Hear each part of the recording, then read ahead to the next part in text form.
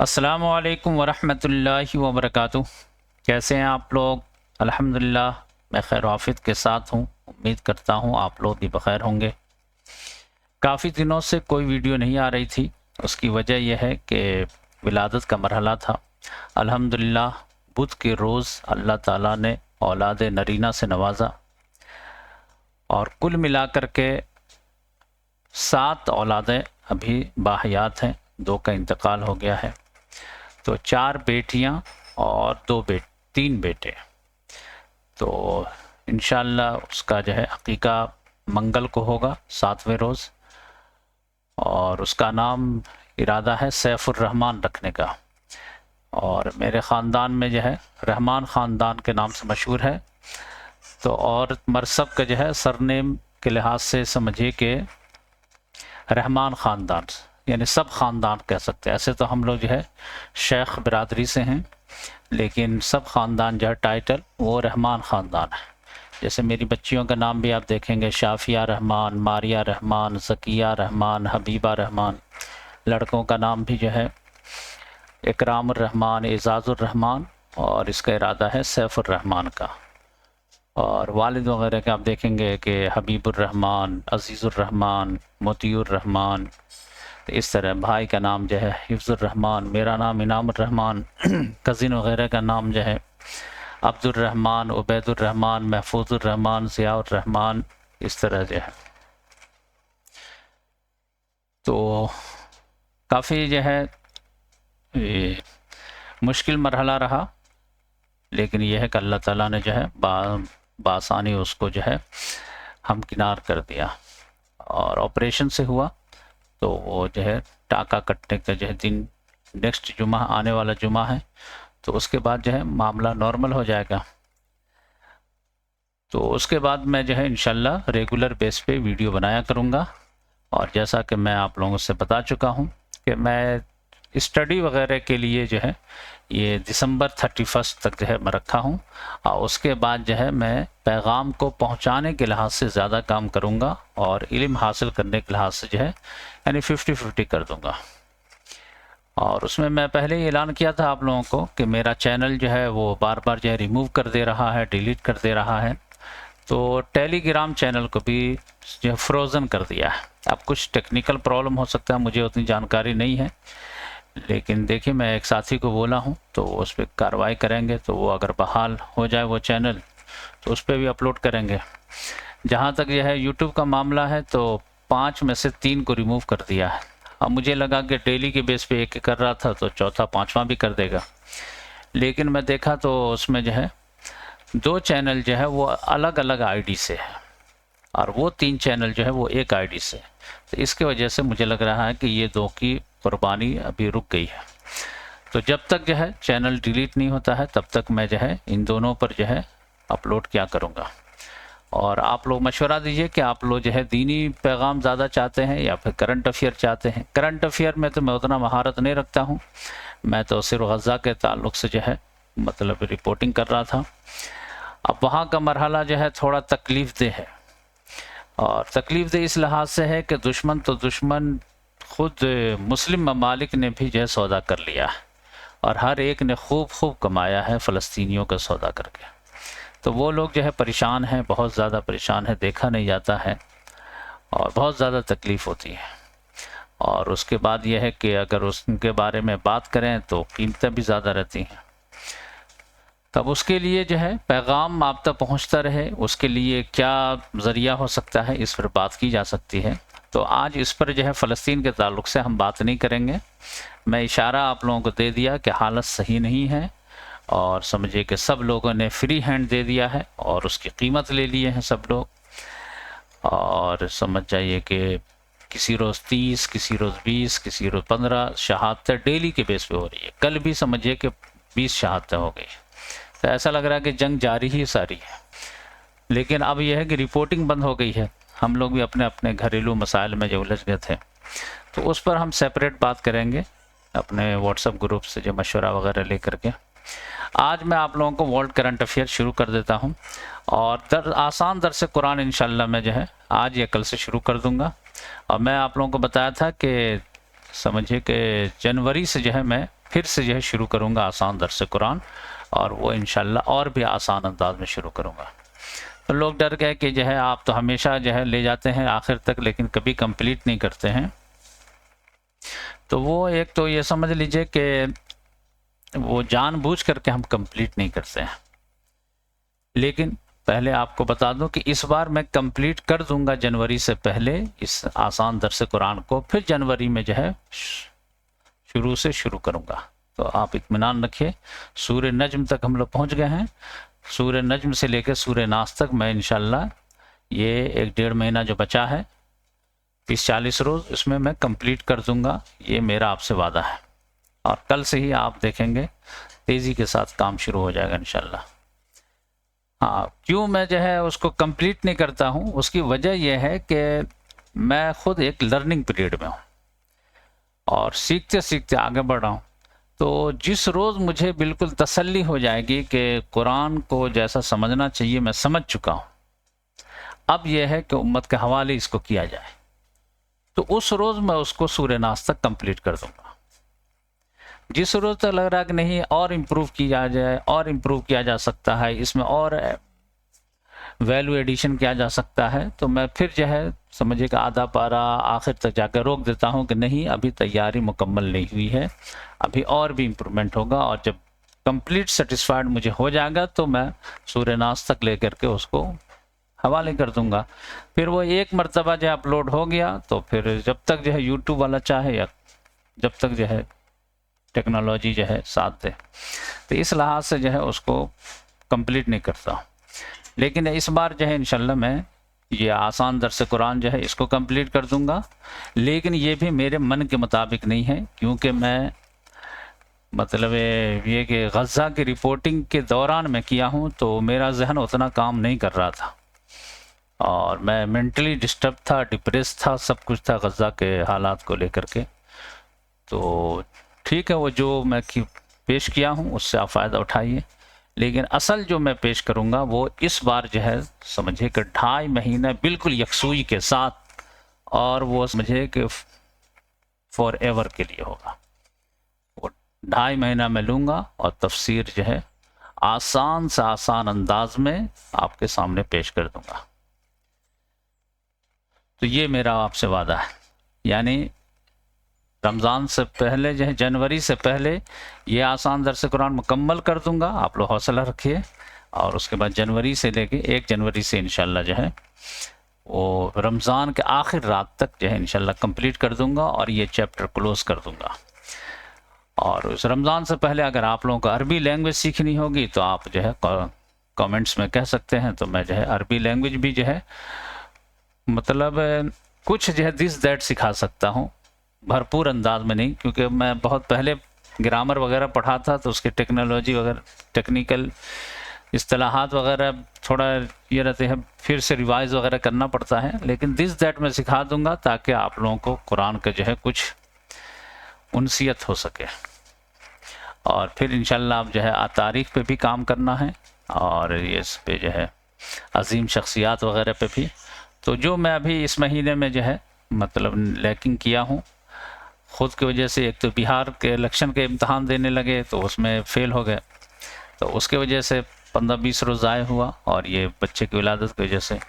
तो इसको मैं जो है कवर करने की कोशिश करूँगा और इसका जो है नेमल बदल देने की कोशिश करूँगा। तो चलिए आज का वर्ल्ड करंट अफेयर शुरू करते हैं। अहम ख़बर यह है कि जिस तरह गज़ा का जो है 20 नुकाती प्लान पेश किया था डोनाल्ड ट्रंप ने, और समझिए इसराइल के फेवर में था तो माना ही, और वहाँ के फ़लस्तीनियों को भी मनवाया गया, और ये मुस्लिम हुक्मरानों को जो है अपने फेवर में लेकर के किया।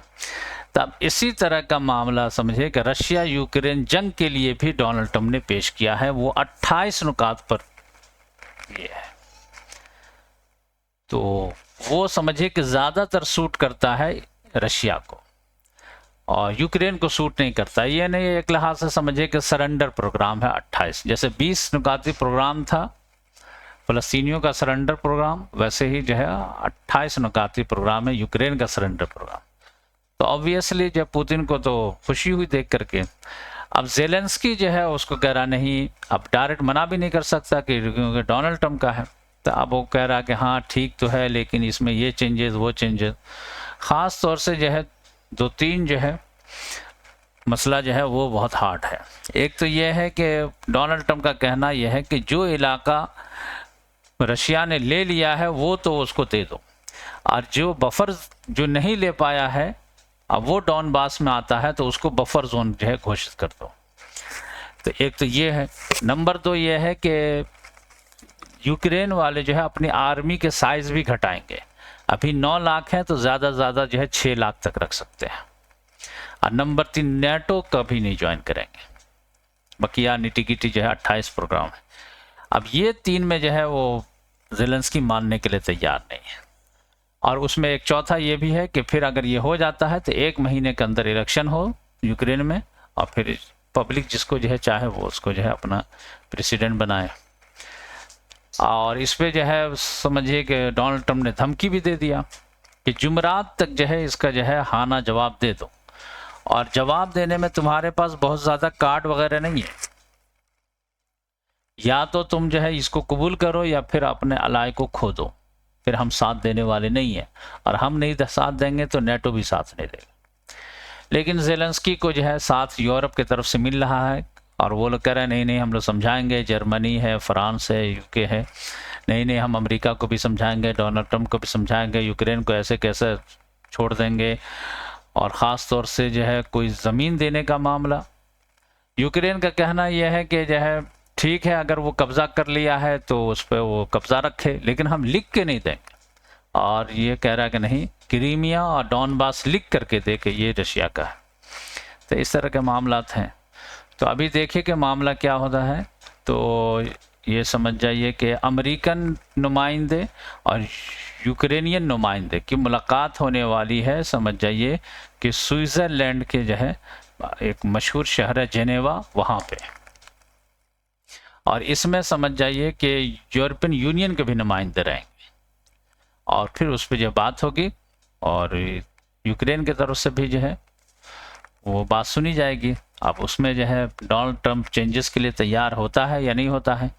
और पहले तो डोनाल्ड ट्रंप ने कहा था कि कोई सुनवाई नहीं, जो है बस पेश कर दिया हूँ, अब इसको लो, आखिरी चांस है, नहीं तो नहीं लो। लेकिन अभी जो है जब फ़ोन आने शुरू हो गए इन लोगों के यूरोप से, तब कह रहा कि ठीक है कोई ऐसा नहीं है कि जो है उसमें चेंजेस नहीं हो सकते, चेंजेस हो सकते हैं, तो तुम्हारे तरफ से क्या कंसर्न है बात रखो।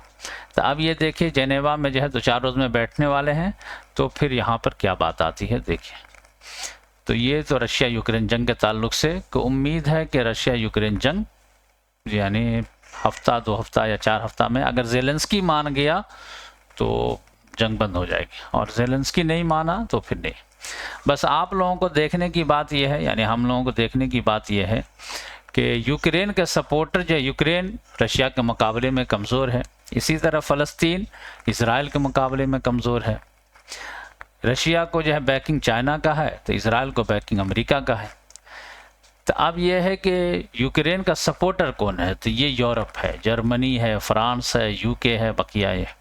और फ़लस्तीनियों के सपोर्टर कौन है, सऊदी अरब है, यूएई है, कतर है, तुर्की है, पाकिस्तान है, ईरान है, इजिप्ट है, ये सब है। अब ये लोग जो फ़लस्तीन के ताल्लुक से कैसा रोल अदा कर रहे हैं, ये थोड़ा सा करंट अफेयर का जब बगौर मुशाहिदा कीजिए। और ये लोग जो है यूक्रेन को सपोर्ट करने के लिए दम भरते हैं, तो ये लोग किस हद तक जाने के लिए तैयार होते हैं, ये आप गौर कीजिए और ये मुआजना करते रहिए। और इस आईने में देखते रहिए कि मुस्लिम हुक्मरानों का चेहरा कैसा है और यूरोपियन हुक्मरानों का चेहरा, जबकि यहाँ पर जो ईमान का रिश्ता है, अटूट रिश्ता है, यहाँ पर सिर्फ मफाद का रिश्ता है, अना का रिश्ता है, ईमान का रिश्ता नहीं है। फिर भी देखिए क्या है। तो ये मैं सोचा कि आप लोगों को थोड़ा इत्तला दे दूँ। दूसरी बात यह है कि डोनाल्ड ट्रंप और जो है ममदानी, ज़हरान ममदानी की मुलाकात बहुत ही इंटरेस्टिंग। खुद डोनाल्ड ट्रंप ने कहा कि भाई वाइट हाउस में बड़े बड़े लोग आए, लेकिन मीडिया वालों को इतनी ज़्यादा दिलचस्पी नहीं थी जितना ज़हरान ममदानी की मुलाकात से थी। देखो भरा हुआ, पूरा रूम भरा है, बाहर भी लोग हैं ज़हरान ममदानी का। अगरचे वो जो वहाँ के प्रोटोकॉल के हिसाब से वो बैठा हुआ था, ज़हरान ममदानी खड़ा था, लेकिन महफिल को लूट लिया उसने ज़हरान ममदानी ने। डोनाल्ड ट्रंप भी तारीफ किए बगैर नहीं रह सका उसको। कहा कि ही इज करेजस मैन, जीत करके आया है। और उसके मुंह पर जो है पूछ दिया जर्नलिस्टों ने ज़हरान ममदानी से कि क्या आप जो कहते थे इसमें इलेक्शन कैंपेन में कि डोनाल्ड ट्रंप एक फासिस्ट है, तो क्या आप भी मानते हैं कि ये फासिस्ट है? तो वो एक्सप्लेन करने लगा कि डोनाल्ड ट्रंप का हाँ कह दो क्या है, चलो बात खत्म करो। और यानी इलेक्शन में कह दिया तो कह दिया, कोई मसला नहीं, तुम मानते तो अब आगे बढ़ो। तो इस तरह का मामला जो है समझ जाइए। तो बहुत ही इंटरेस्टिंग था। तो जहाँ पर जो है डोनाल्ड ट्रंप का जो है तारीख है कि बड़ा से बड़ा लीडर जो है उसके सामने जो है ज़बान नहीं खोल पाता है, लेकिन ज़हरान ममदानी जो है बिल्कुल जो है उसके सामने अपने मौक़िफ़ में बग़ैर कोई लचक रखे हुए और समझे कि वहाँ का प्रोटोकॉल का लिहाज करते हुए मतलब महफिल जीत लिया। और डोनाल्ड ट्रंप भी तारीफ़ के बगैर नहीं रहा और ज़र्रा बराबर में न हिला न झुका न कुछ। और इज़राइल के ताल्लुक से, बेंजामिन नेतन्याहू के ताल्लुक से, बेंजामिन नेतन्याहू के अरेस्टिंग के ताल्लुक से हर बात क्लियर कहा। डायरेक्ट उसने कहा कि न्यूयॉर्क का मसला जो है कि क्या आप उसको आएगा तो अरेस्ट करेंगे? उसने कहा कि अमेरिका नेसेसरी जो है बहुत ज़्यादा खर्च करता है इज़राइल पे, जबकि न्यूयॉर्क के इतने मसाइल हैं कि आदमी जो है कॉस्ट ऑफ लिविंग जो है बर्दाश्त नहीं कर पा रहा। तो अमेरिका का पैसा अमेरिकन लोगों के लिए है या इजरायलियों के लिए? तो इस तरह का जवाब देकर के जर्नलिस्टों को दांत खट्टे कर दिए। तो वो बहुत ही जीनियस है, गच्चे उसका आइडियोलॉजी क्या कुछ भी हो, लेकिन यह है कि जो है एक दमदार लीडर जो रहता है वो दिखा उसमें। यानी मुस्लिम हुक्मरान जो है उसके सामने, डोनाल्ड ट्रंप के सामने भीगी बिल्ली बने रहते हैं। ये क्या नुमाइंदगी करेंगे मुसलमानों की, उम्मत मुस्लिमा की, बल्कि वो उनके नुमाइंदा बन करके हमारे यहाँ आते हैं। तो ये एक जो है डोनाल्ड ट्रंप जो है सारे पर जो है 20 पड़ता था, तो ज़हरान ममदानी उस पर 21 बन गया। कहाँ वो कहता था कि हम जो फंडिंग नहीं देंगे, ये नहीं देंगे, वो नहीं देंगे। और ऐसा लग रहा था कि आप जा कर के देखिए कि डोनाल्ड ट्रंप खुशामद कर रहा कि भाई हम लोग से जो है मेल मोहब्बत से आगे बढ़ते हैं। और तीसरी खबर यह है कि साउथ अफ्रीका में जो है G20 की समिट हुई, तो उसमें जो है बड़े बड़े जो है लीडरान ही नहीं पहुंचे। तो अब ये समझे कि अमेरिका का जो है कोई नुमाइंदा ही नहीं पहुंचा, डोनाल्ड ट्रंप भी नहीं पहुंचा और कोई नहीं पहुंचा। रशिया का व्लादिमीर पुतिन तो पहुंच ही नहीं सकता था, वो तो अरेस्ट वारंट है। चाइना का शी जिनपिंग भी नहीं आया, मैक्सिको के जो क्लाउडिया शेनबॉर्न भी नहीं आए, अर्जेंटीना का जो हैवियर मेले भी नहीं आया। बकिया लोग आए तो ज़्यादा मज़ा नहीं था, क्योंकि अमेरिका और साउथ अफ्रीका का बहुत ज़्यादा जो है टेंस वाला माहौल है। एक तो ये है कि टेंस वाला माहौल कि अमेरिका को शिकायत है साउथ अफ्रीका से कि तुम्हारे यहाँ जो गोरे लोग हैं हमारे साउथ अफ्रीका में, उनके साथ तुम लोग जो है थोड़ा ज़्यादती कर रहे हो, ख़ास तौर से वहाँ के जो किसान वगैरह हैं, तो उसके वजह से वो नाराज़ है। और एक मामला के जो है फ़लस्तीन इजराइल के मामले में तो बढ़ चढ़ करके जो है ये तो मुद्दई सुस्त गवाह चुस्त वाली बात है। तो इस लिहाज से जो वो बदला ले रहा है तो वो वहाँ नहीं गया। लेकिन फर्स्ट मर्तबा हिस्ट्री में ऐसा हुआ कि अमेरिका की गैर मौजूदगी में वहाँ का डिक्लेरेशन साइन हो गया, चाहे कैसा भी डिक्लेरेशन। इससे पहले सोचा भी नहीं जा सकता था कि अमेरिका के जो है गैर मौजूदगी में कोई वर्ल्ड के ताल्लुक से जो है कोई डिक्लेरेशन आ जाएगा, लेकिन हुआ क्लाइमेट के ताल्लुक से और चीज़ों के ताल्लुक से। तो इस लिहाज से ये फिर एक मसला ये था कि अब नेक्स्ट ईयर जो होना वो अमेरिका में होना है G20 समिट। अब इसका नुमाइंदा ही नहीं आया, तब ये प्रेसिडेंसी ट्रांसफ़र कैसे होगा? तो ऐसा लग रहा था कि ये कहीं जो है टूट ना जाए, लेकिन अमेरिका ने कहा नहीं नहीं हम प्रेसिडेंसी लेंगे। तो कल जो है वो उनके नुमाइंदे आने वाले हैं और प्रेसिडेंसी इनके हवाले हो जाएगा। तो इस तरह का मामला जो है यहाँ पर मामला। और इंडिया के प्राइम मिनिस्टर यहाँ गए हुए थे। अब इंडिया के प्राइम मिनिस्टर का मामला यह है कि वो जो है डोनाल्ड ट्रंप से फेस नहीं करना चाहते हैं, तो जहाँ जहाँ डोनाल्ड ट्रंप जाता है तो वहाँ इनवाइट करते हैं। लेकिन यहाँ पता चल गया कि जो है वो डोनाल्ड ट्रंप नहीं आने वाला है, तो इंडिया के प्राइम मिनिस्टर यहाँ पे गए। तो यहाँ पर एक जो है ग्रुप भी जो है फॉर्म हुआ, समझिए कि वो एक नया CIA बन गया है, CIA। कनाडा, इंडिया, ऑस्ट्रेलिया, ये तीनों का जो है ट्राई नेशन जो है एक ग्रुप बना है।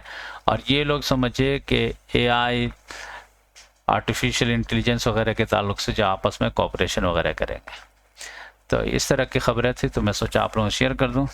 बाकी ये बिहार में जो है वोट चोरी का मामला है, बिहार इलेक्शन का मामला है, तो वो हार गए हैं। तो ये एसआईआर का मामला जो है वो अभी बहुत ज़्यादा गरमाया हुआ है। अब ज्ञानेश को पता नहीं जो है वो क्या जल्दबाजी है कि हर जगह बहुत कम टाइम दिया, 1 महीना में करो, 1.5 महीना में करो। उसकी वजह से बीएलओ वगैरह पे जो है, बूथ लेवल ऑफिसर जो है, उस सब पे इतना बर्डन आ गया है कि कई सुसाइड कर रहे हैं।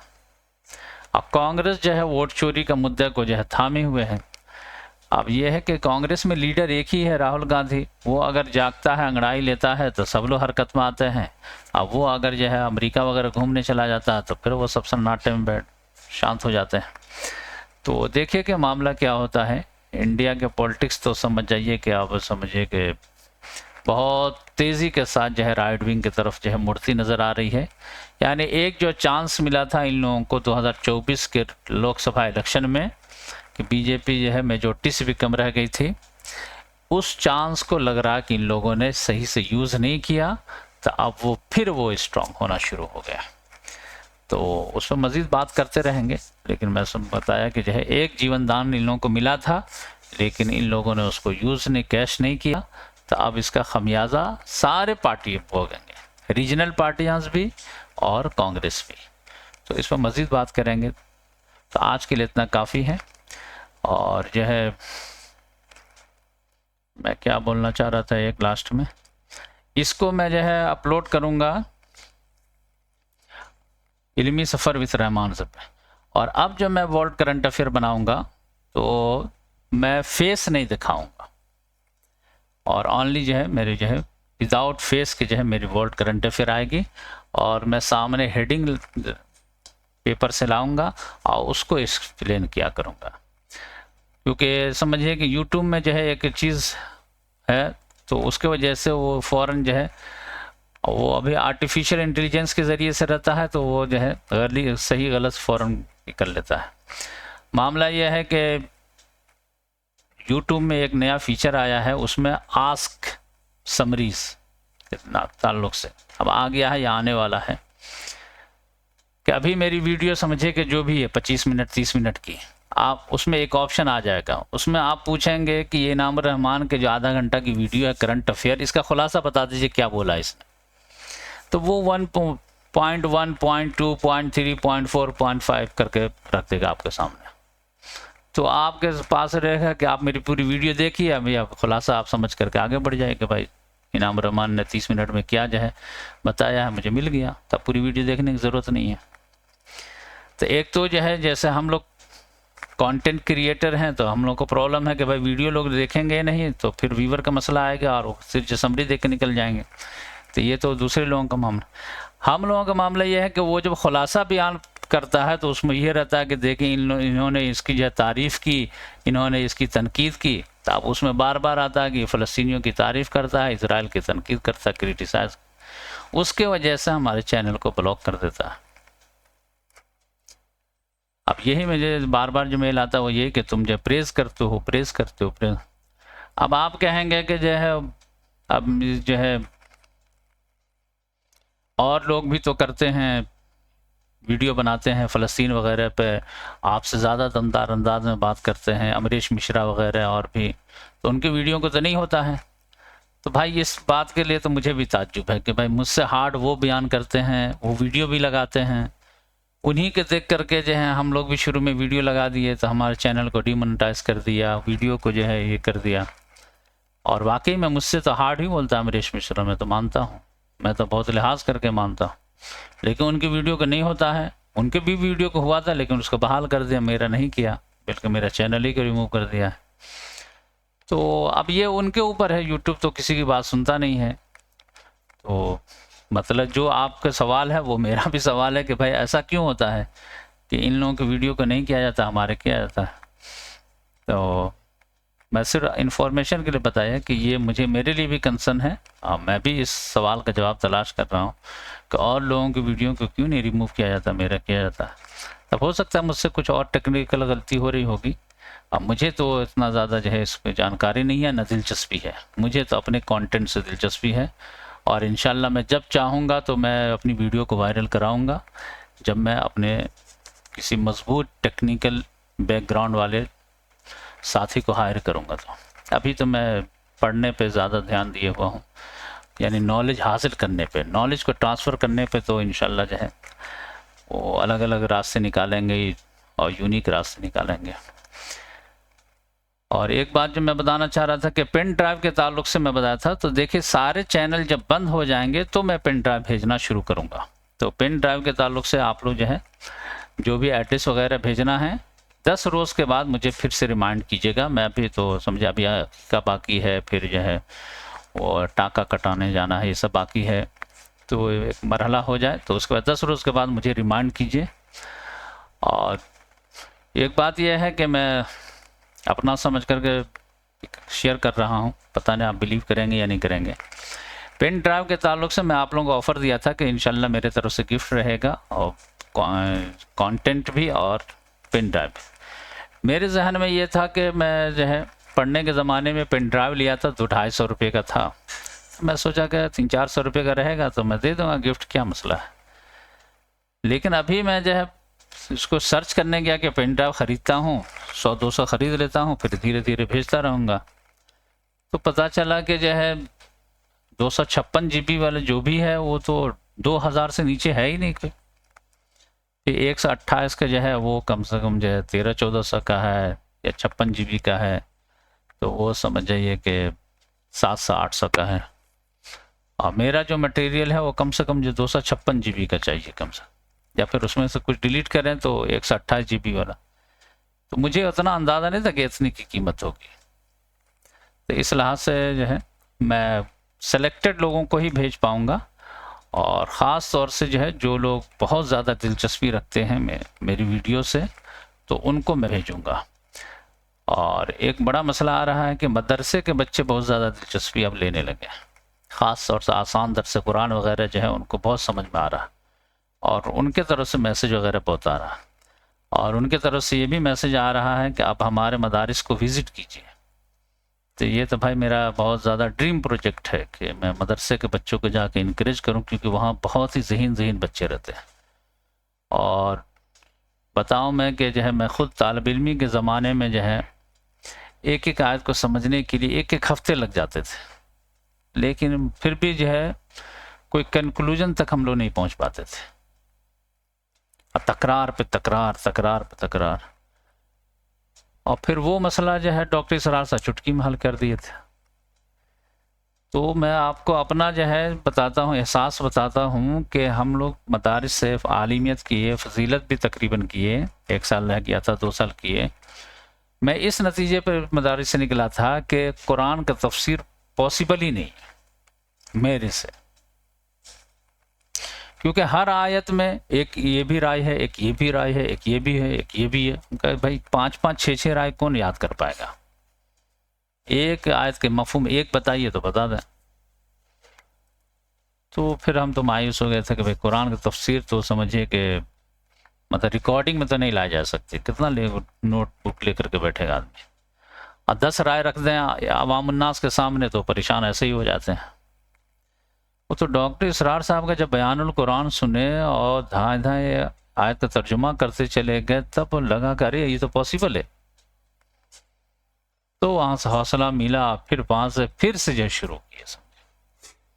तो तकरीबन 2014 से शुरू किया, समझिए कि 2025 से 10-11 साल में अल्हम्दुलिल्लाह अब यह है कि आपके सामने हम पेश करते हैं।